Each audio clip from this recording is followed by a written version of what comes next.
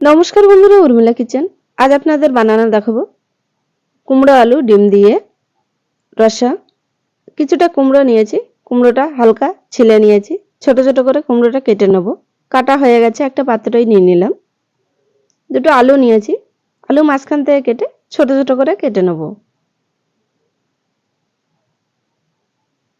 আলুগুলো কাটা হয়ে গেছে, একটা পাত্রই নিয়ে নিলাম।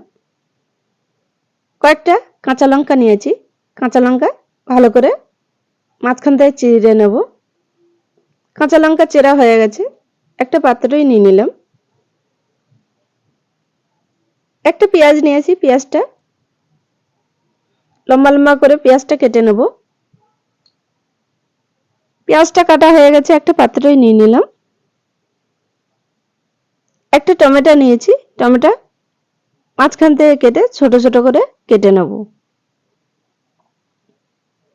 টমেটো কাটা হয়ে গেছে, একটা প্লেটে নিয়ে নিলাম।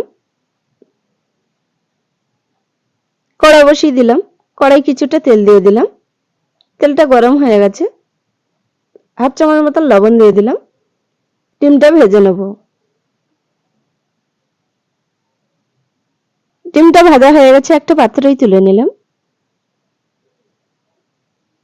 আরো কিছুটা তেল দিয়ে দিলাম।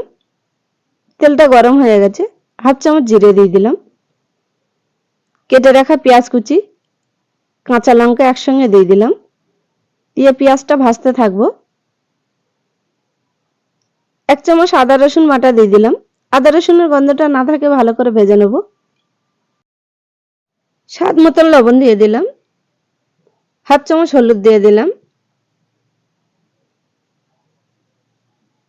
এক চামচ গুঁড়ো লঙ্কা দিয়ে দিলাম। হাফ চামচ জিরে দিলাম। হাফ চামচ ধনে গুঁড়ো দিলাম। মশলাটা ভালো করে কষতে থাকবো।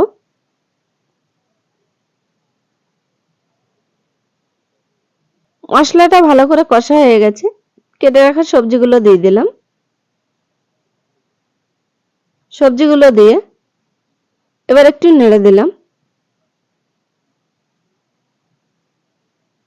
সবজিটা হালকা আছে দিয়ে ঢেকে দিলাম।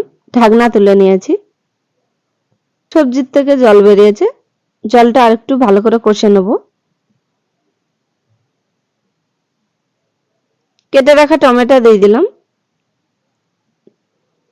সবজির থেকে জল বেরিয়েছে, জলটা ভালো করে শুকনো করে নিয়েছি। ভেজে রাখা ডিমগুলো দিয়ে দিলাম। দিয়ে সবজিটা আরেকটু নেড়ে দিলাম। হাফ চামচ মতন চিনি দিয়ে দিলাম। চিনি দিয়ে সবজিটা আরেকটু কষে নেব। সবজিটা ভালো করে কষা হয়ে গেছে, পরিমাণ মতন জল দিয়ে দিলাম। আপনারা চাইলে কুমড়ো আলু ডিম দিয়ে রান্না করে খেতে পারেন, খুব সুন্দর লাগবে। সবজির কালারটা কিন্তু খুব সুন্দর লাগছে, দেখুন সবজিটা প্রায় হয়ে এসছে। হাফ চামচ গরম মশলা দিয়ে দিলাম। দিয়ে একটু নেড়ে দিলাম। সবজিটা হয়ে গেছে, লাভিয়ে একটা প্লেটে পরিবেশন করলাম। আপনাদের ভালো লাগলে কমেন্ট, শেয়ার, লাইক, সাবস্ক্রাইব করবেন। আপনারা ভালো থাকবেন, সুস্থ থাকবেন।